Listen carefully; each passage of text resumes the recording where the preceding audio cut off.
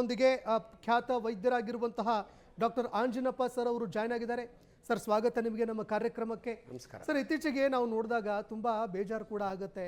ತುಂಬ ಚಿಕ್ಕ ವಯಸ್ಸು, ಬೆಳಿಬೇಕಾಗಿರುವಂತಹ ವಯಸ್ಸು, ಸಾಧನೆ ಮಾಡಬೇಕು ಅಂತ ಕನಸು ಕಾಣ್ತಾ ಇರುವಂತಹ ಕನಸುಗಳು ಈ ಹೃದಯಾಘಾತಕ್ಕೆ ಕಮರಿ ಹೋಗ್ತಾ ಇದೆ.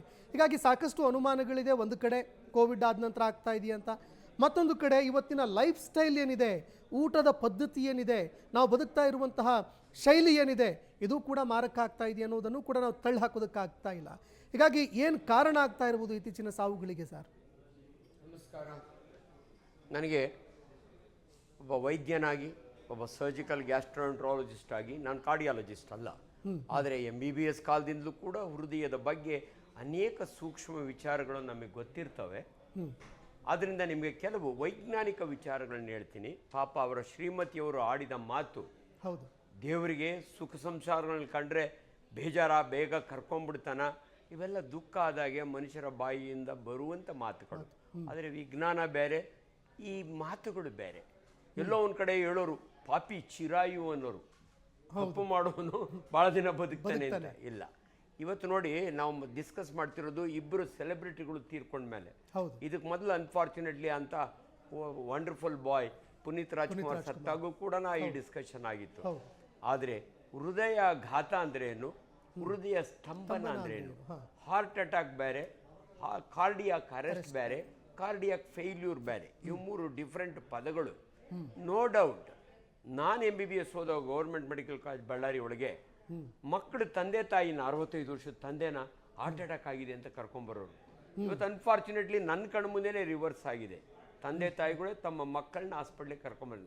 ಹಂಗಾಗಿ ಜನರಿಗೆ ಆತಂಕ, ಏನಾಗೋಯ್ತು, ಯಾಕೆ?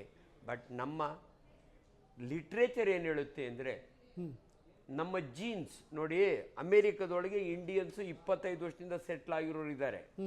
ಅಮೇರಿಕಾದಲ್ಲಿ ಸ್ಟಡಿ ಬಂದಿದೆ, Indian settled in America, pure vegetarians, smoking ಇಲ್ಲ, ಏನೂ ಇಲ್ಲ, ಒಳ್ಳೆಯ ಹ್ಯಾಬಿಟ್ಸು, ಆದರೂ ಕೂಡ ಅಮೇರಿಕನ್ ಸಿಟಿಸನಿಗೆ ಕಂಪೇರ್ ಮಾಡಿದ್ರೆ 10 ವರ್ಷ ಮೊದಲು ಸಾಯ್ತಾರೆ. ಇದು ಸ್ಟ್ಯಾಟಿಸ್ಟಿಕ್ಸ್, ನಾನು ಸುಮ್ಮನೆ ಹೇಳ್ತಾ ಇಲ್ಲ. ಇದಕ್ಕೆ ಕಾರಣ, ಫಸ್ಟ್ ಕಾರಣ ಏಷಿಯನ್ ಜೀನ್ಸ್ ಅಂತೀವಿ. ಏಷಿಯನ್ಸ್ ಅಂದರೆ ನೀವು ಭಾರತೀಯರಷ್ಟೇ ಅಲ್ಲ, ಪಾಕಿಸ್ತಾನೀಸು, ನೇಪಾಳೀಸು, ಶ್ರೀಲಂಕಾ, ಇವೆಲ್ಲರಿಗೂ ಕೂಡ ನಮ್ಮ ಜೀನ್ಸ್ ಇದೆಯಲ್ಲ, ಇಟ್ಸ್ ಎ ಡಿಫ್ರೆಂಟ್ ಜೀನ್. ನಮ್ಮಲ್ಲಿರೋಷ್ಟು ಸಕ್ಕರೆ ಕಾಯಿಲೆ, ಡಯಾಬಿಟಿಸ್ ಮೆಲಿಟಸ್ ಬೇರೆ ಯಾರಿಗೂ ಇಲ್ಲ.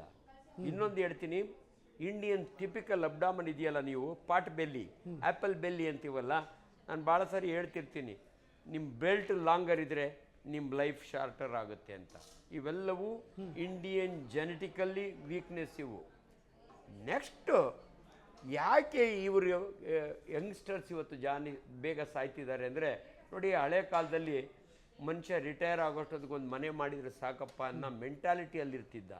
ಆದರೆ ಇವತ್ತಿನ ಯಂಗರ್ ಜನ್ರೇಷನ್ನು 35 ವರ್ಷಕ್ಕೆ ಬಂಗ್ಲೆ ಬೇಕು, ದೊಡ್ಡ ಕಾರ್ ಬೇಕು, ಒಳ್ಳೆ ಹುಡುಗಿ ಬೇಕು. ಈ ಸ್ಟ್ರೆಸ್ ಆ್ಯಂಡ್ ಸ್ಟ್ರೈನ್ ಇದೆಯಲ್ಲ, ಹಗಲು ರಾತ್ರಿ ದುಡಿತಾನೆ. ಅದು ಹೆಂಗೆ, ನಮ್ಮ ಹಳ್ಳಿಯವರು ಪಾಪ ಹೋಗಿ ಹೊಲ ಉಳೋರು, ಗದ್ದೆ ಒಳಗೆ ಬದಿಯೋರು, ಇವನು ದುಡಿತಾ ಇರೋದು ಕೂತಿರೋ ಜಾಗದಲ್ಲಿ, in front of A computer.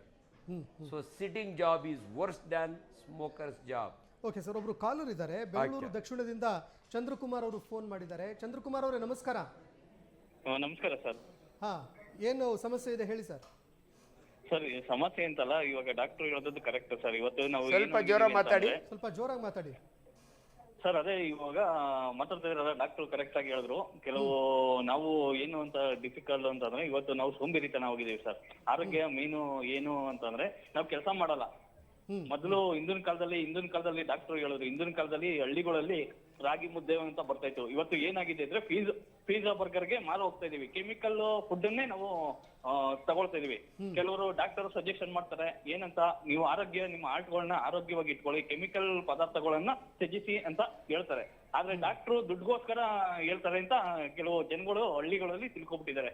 ಈ ಮೆಂಟಾಲಿಟಿ ಎಲ್ಲಾ ಜನಾಂಗದಲ್ಲೂ ಇದೆ. ಯಾಕಂದ್ರೆ ಆಸ್ಪತ್ರೆಯಲ್ಲಿ ದುಡ್ಡು ಕುಯ್ಯಕ್ಕೆ ಅಂತಲ್ಲ, ಅವರಲ್ಲೂ ಮಾನವೀಯತೆ ಇದೆ. ಕೆಲವರು ಡಾಕ್ಟರ್ ಮಾಡೋ ಎಡವಟ್ಟಿಂದ ಒಳ್ಳೆ ಡಾಕ್ಟರ್ಗಳಿಗೂ ಅದು ಅವಮಾನ ಆಗುತ್ತೆ. ಅಷ್ಟೇ ಸರ್ ನಾವು ಹೇಳೋದು ಅಷ್ಟೇ. ಚಂದ್ರಕುಮಾರ್ ಅವರು ಕರೆಕ್ಟ್ ಆಗಿ ಹೇಳ್ತಿದ್ದಾರೆ, ಅದು ನಿಜ. ಜೀವನ ಶೈಲಿ ಚೇಂಜ್ ಆಗ್ಬಿಟ್ಟಿದೆ ಇವತ್ತು. ಎಕ್ಸೈಸ್ ನೋಡಿ ಸರ್, ಹಾರ್ಟ್ಗೆ ಬಹಳ ಮುಖ್ಯವಾಗಿರೋದು ಯುವರ್ ಫುಡ್. ನಿಮ್ಮ ಆಹಾರದ ರೀತಿ ನೀತಿ, ನಿಮ್ಮ ವ್ಯಾಯಾಮ, ನಿಮ್ಮ ಮೆಂಟಲ್ ಸ್ಟೇಟಸ್. ಯಾರು ಈ ಮೂರನ್ನು ಗಮನದಲ್ಲಿ ಇಟ್ಕೊಂಡು ಚೆನ್ನಾಗಿ ನೋಡ್ಕೋತಾರಲ್ಲ ಅವ್ರಿಗೆ ಹಾರ್ಟ್ ಅಟ್ಯಾಕ್ ಆಗೋದು ಕಡಿಮೆ. ಅದರೊಳಗಾಗಿ ನಿಮಗೆ ಹಾರ್ಟ್ ಅಟ್ಯಾಕಿನ ಬಗ್ಗೆ ಜನಗಳಿಗೆ ಒಂದು ಅರಿವು. ಹಂಗಂದ್ರೆ ಏನು ಡಾಕ್ಟ್ರೆ, ಹಾರ್ಟ್ ಅಟ್ಯಾಕ್ ಆದವರೆಲ್ಲ ಸತ್ತೋಗ್ತಾರ? ಇಬ್ಬರು ಸತ್ತೋಗ್ಬಿಟ್ಟಿದ್ದಾರೆ, ಪುನೀತ್ ರಾಜ್ಕುಮಾರ್ ತೀರ್ಕೊಂಡ್ಬಿಟ್ಟಿದ್ದಾರೆ. ಬಟ್ ದಯವಿಟ್ಟು ಜನಗಳಿಗೆ ಒಂದು ನಿಮ್ಮ ಗಮನಕ್ಕೆ ವಿಜ್ಞಾನ, ಹಾರ್ಟ್ ಅಟ್ಯಾಕ್ ಆದವರೆಲ್ಲ ಸತ್ತೋಗಲ್ಲ. ಮ್ಯಾಸಿವ್ ಹಾರ್ಟ್ ಅಟ್ಯಾಕ್ ಆದರೆ ಹಂಗಂದ್ರೆ ಏನು ಡಾಕ್ಟ್ರೆ? ಹಾರ್ಟ್ ಅಟ್ಯಾಕ್ ಅಂದ್ರೇನೆ ಫಸ್ಟ್ ಆಫ್ ಆಲ್ ದಯವಿಟ್ಟು ಅವ್ರಿಗೆ ಅರ್ಥ ಆಗಬೇಕು. ಅಂದರೆ ನೋಡಿ, ನನ್ನ ಬೆರಳು ಪಿಂಕ್ ಇದೆ, ಜೀವಂತ ಇದೆ. ಇದು ಬದುಕಿರೋದು ಆಕ್ಸಿಜನ್ ಆ್ಯಂಡ್ ಗ್ಲೂಕೋಸಿಂದ. ಹಾರ್ಟ್ ಪಂಪ್ ಹೊಡೆಯುತ್ತೆ, ಬ್ಲಡ್ ಹೋಗುತ್ತೆ, ಪ್ರತಿ ಸೆಲ್ಗೂ ಆಹಾರ ಮತ್ತು ಆಕ್ಸಿಜನ್ ಕೊಟ್ಟು ವಾಪಸ್ ಬರುತ್ತೆ. ನಾನೊಂದು ರಬ್ಬರ್ ಬ್ಯಾಂಡ್ ಇಲ್ಲಿ ಹಾಕ್ಬಿಟ್ರೆ 4 ಅವರ್ಸ್ಗೆ ನನ್ನ ಬೆರಳು ಸತ್ತೋಗುತ್ತೆ, ಗ್ಯಾಂಗ್ರೀನ್ ಆಗುತ್ತೆ. ಅದೇ ರೀತಿ ನಮ್ಮ ಹೃದಯ, ನಮ್ಮ ಮುಷ್ಟಿ ಎಷ್ಟಿರುತ್ತೆ ಎದೆಯ ಎಡಭಾಗದಲ್ಲಿ ಸೆಂಟರ್ನಲ್ಲಿ, ಇದಕ್ಕೂ 2 ಬ್ಲಡ್ ವೆಸಲ್ ಇರುತ್ತೆ, ಕರೋನರಿ ವೆಸಲ್ ಅಂತೀವಿ ನಾವು. ಒಟ್ಟು 4 ಬ್ರಾಂಚಸ್ ಇರ್ತವೆ. ಈ ಲೆಫ್ಟು ರೈಟು ಸರ್ಕಂಪ್ಲೆಕ್ಸ್ ಅದೆಲ್ಲ ಜನಗಳಿಗೆ ಬೇಡ. ಈ ರಕ್ತನಾಳ ಏನಾದರೂ ಬ್ಲಾಕ್ ಆದರೆ, ಯಾಕೆ ಬ್ಲಾಕ್ ಆಯಿತು ಅದಕ್ಕೆ ಆಮೇಲೆ ಮುಂದೆ ಹೇಳ್ತೀನಿ ನಾನು. ಇಲ್ಲಿ ರಬ್ಬರ್ ಬ್ಯಾಂಡ್ ಹಾಕಿ ತೋರಿಸಿದೆ ಡೆಮಾನ್ಸ್ಟ್ರೇಷನ್ಗೆ. ಒಂದು ಕ್ಲಾಟ್ ಬಂದು ಕೂತ್ಕೊಳ್ಳುತ್ತೆ ಬೇರೆ ಎಲ್ಲಿಂದನೋ, ಅಥವಾ ರಕ್ತನಾಳದ ಒಳಗಡೆ ತುಕ್ಕಿಡಿಯುತ್ತೆ ಕೊಲೆಸ್ಟ್ರಾಲ್, ಅದು ಕೂಡ ಒಂದು ರಿಸ್ಕ್ ಫ್ಯಾಕ್ಟರ್ ನಾವು ಹೇಳ್ತೀವಿ. ಸೊ ಯಾವಾಗ ರಕ್ತ ಕಡಿಮೆ ಆಗುತ್ತಲ್ಲ ಅಷ್ಟಾಗಲ ಹಾರ್ಟ್ ಸತ್ತೋಗುತ್ತೆ. ಅದನ್ನು ನಾವು MI ಅಂತೀವಿ ನಮ್ಮ ಭಾಷೆಯಲ್ಲಿ, ಮಯೋಕಾರ್ಡಿಯಲ್ ಇನ್ಫಾರ್ಕ್ಷನ್. ಇದನ್ನು ಹಾರ್ಟ್ ಅಟ್ಯಾಕ್ ಅಂತೀವಿ. ಜನಸಾಮಾನ್ಯರು ದಯವಿಟ್ಟು ಒಂದು ರಕ್ತನಾಳ ಬ್ಲಾಕ್ ಆದಾಗೆ ನಿಮ್ಗೆ ಎದೆನೋವು ಬರುತ್ತೆ, ನಿಮ್ಗೆ ಹಾರ್ಟ್ ಅಟ್ಯಾಕ್ ಆಗಿರುತ್ತೆ. ನೀವು ಹತ್ತಿರದ ಹಾಸ್ಪಿಟ್ಲಿಗೆ ಕರೆಕ್ಟ್ ಟೈಮ್ಗೆ ಗೋಲ್ಡನ್ ಅವರ್ ಅಂತೀವಿ, ನೀವು ಹೋದ್ರೆ ನೀವು ಉಳ್ಕೋತೀರಿ. ದಯವಿಟ್ಟು ಹಾರ್ಟ್ ಅಟ್ಯಾಕ್ ಹೋದ್ರೆಲ್ಲ ಸತ್ತೋಗ್ತಾರೆ ಅನ್ಕೋಬೇಡಿ, ನೀವು ಉಳ್ಕೋಬಹುದು. ಬಟ್ 2 ಬ್ಲಡ್ ವೆಸಲ್ಲು ಒಂದೇ ಸಾರಿ ಬ್ಲಾಕ್ ಆಯಿತು ಅಂದರೆ ಮ್ಯಾಸಿವ್ ಹಾರ್ಟ್ ಅಟ್ಯಾಕ್ ಅಂತೀವಿ. ಅಂಡ್ ಬೇರೆ ಬೇರೆ ರೀಸನ್ ಇದಾವೆ, ಮೆಂಟಲ್ ಶಾಕು, 108 ಕಾರಣಗಳು. ಬಟ್ ಎಲ್ಲೋ ಒಂದು ಕಡೆ ಮ್ಯಾಸಿವ್ ಹಾರ್ಟ್ ಅಟ್ಯಾಕ್ ಆದರೆ ಹಾರ್ಟ್ ನಿಂತು ಹೋಗ್ಬಿಡುತ್ತೆ. ಹಾರ್ಟ್ ಎಷ್ಟೊತ್ತು ನೋಡಿ, ಈ ಮಸಲಿಗೆ 4 ಅವರ್ಸ್ ಬೇಕು ಸತ್ತೋಗ್ಲಿಕ್ಕೆ. ಸ್ಕೆಲಿಟಲ್ ಮಸಲ್ ಅಂತೀವಿ. ನಮ್ಮ ದೇಹದಲ್ಲಿ 565 ಮಾಂಸಖಂಡಗಳಿದ್ದಾವೆ, ಆದರೆ ನಮ್ಮ ಹೃದಯ ಇರೋದು ಒಂದೇ. ಆ ಮಯೋಕಾರ್ಡಿಯಲ್ ಮಸಲ್ ಇದೆಯಲ್ಲ, it's A very important involuntary muscle ಅದು. ಸೊ ಹಂಗಾಗಿ ಆ ಮಸಲ್ ಏನಾದರೂ ಇಷ್ಟು ಸತ್ತೋದ್ರೆ ಅದನ್ನೇ ಹಾರ್ಟ್ ಅಟ್ಯಾಕ್ ಅನ್ನೋದು. ಸೊ 2 ಕಡೆ ಹಿಂಗಾಯ್ತು ಅಂದರೆ ಹೃದಯ ನಿಂತೋಗ್ಬಿಡುತ್ತೆ. ಹೃದಯ ಬಡಿಯೋದು ನಿಂತರೆ 5 ನಿಮಿಷ ನಿಂತೋದ್ರೆ ಬ್ರೈನ್ ಸತ್ತೋಗುತ್ತೆ. ಅವಲ್ಲೇ ನಾವು ಡಿಕ್ಲೇರ್ ಮಾಡೋದು ಈ died because of cardiac arrest ಅಂತ. ಅದರಿಂದ ದಯವಿಟ್ಟು ಎದೆನೋವು ಬಂದಾಗೆ ರೋಗ ಲಕ್ಷಣಗಳು ಆಮೇಲೆ ಮಾತನಾಡೋಣ. ಹಾರ್ಟ್ ಅಟ್ಯಾಕ್ ಆದಾಗೆ ದಯವಿಟ್ಟು ನೀವು ಸತ್ತೋಗ್ತೀರಿ ಅನ್ಕೋಬೇಡಿ, ಹಾಸ್ಪಿಟ್ಲಿಗೆ ರೀಚ್ ಆಗಿ ನೀವು ಉಳ್ಕೊಳ್ಳಿ.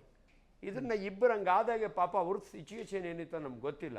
ಬಟ್ ಇವತ್ತು ಜನರಲಿ ಹೃದಯದ ಆರೋಗ್ಯದ ಬಗ್ಗೆ ಮಾತನಾಡುವಾಗ ಜನಸಾಮಾನ್ಯರಿಗೆ ನೀವು ಹಾರ್ಟ್ ಅಟ್ಯಾಕ್ ಆಗಬಾರ್ದು ಅಂದರೆ ನಿಮ್ಮ ಆಹಾರ, ನಿಮ್ಮ ಎಕ್ಸರ್ಸೈಸು, ನಿಮ್ಮ ಮೆಂಟಲ್ ಕಂಡೀಷನ್ ಚೆನ್ನಾಗಿಟ್ಕೊಳ್ಳಿ. ಅದು ಆದಮೇಲೂ ಕೂಡ ಹಾರ್ಟ್ ಅಟ್ಯಾಕ್ ಆಯ್ತು. ಇಲ್ಲಿ ಒಂದು ಪ್ರಶ್ನೆ ಏನು ಗೊತ್ತಾ, ಈ was A very fit person. ಇವರು ಕೂಡ Puneeth was A fit person. ಆದರೂ ಯಾಕಾಯಿತು ಡಾಕ್ಟ್ರೆ? ಆಗುತ್ತೆ, ಒನ್ಸಿನೇವೇ ಆಗುತ್ತೆ. ಅದರಿಂದ ದಯವಿಟ್ಟು ಎಕ್ಸರ್ಸೈಸ್ ಮಾಡೋರಿಗೆಲ್ಲ ಹಾರ್ಟ್ ಅಟ್ಯಾಕ್ ಆಗುತ್ತೆ, ನಾನು ಯಾಕೆ ಮಾಡಬೇಕು ಅನ್ನೋ ಮೆಂಟಾಲಿಟಿಗೆ ಬರಬೇಡಿ. ನೀವು ತುಂಬ ಜನ ಇವತ್ತು ನೋಡಿ ಸರ್, ಹಾರ್ಟ್ ಅಟ್ಯಾಕ್ ಆಗ್ತಿರೋದು ಆನ್ ಆನ್ ಆವರೇಜ್ ಇಂಡಿಯನ್ ಪರ್ಸನ್ಸ್ಗೆ 51 ವರ್ಷಕ್ಕೆ ಆಗ್ತಾ ಇದೆ. ಅಂಡ್ 5 ಜನಕ್ಕೆ ಹಾರ್ಟ್ ಅಟ್ಯಾಕ್ ಇದ್ರೆ ಆದರೆ 4 ಜನ 40 ವರ್ಷದೊಳಗೆ ಇರ್ತಾರೆ. ಇದು ಸ್ಟ್ಯಾಟಿಸ್ಟಿಕ್ಸ್ ನಾನು ಹೇಳ್ತಿರೋದು. ಇದು ಅಪರೂಪ ಏನಲ್ಲ. ಈಚೀಚೆಗೆ ಏನು ಯಂಗ್ಸ್ಟರ್ಸ್ ಎಲ್ಲ ಸತ್ತೋಗ್ಬಿಡ್ತಿದಾರಲ್ಲ, ಇಂಡಿಯನ್ ಸ್ಟ್ಯಾಟಿಸ್ಟಿಕ್ಸು. ಅಮೆರಿಕದಲ್ಲಿರೋ ಇಂಡಿಯನ್ಸ್ನ ಸ್ಟಡಿ ಮಾಡಿದ್ದಾರೆ. So Indian patients are dying early. Between 35 to 45 heart attack ಆಗೋದು ಕಾಮನ್ ಆಗಿದೆ. ಇದು ಇಂಪಾರ್ಟೆಂಟ್. ಓಕೆ.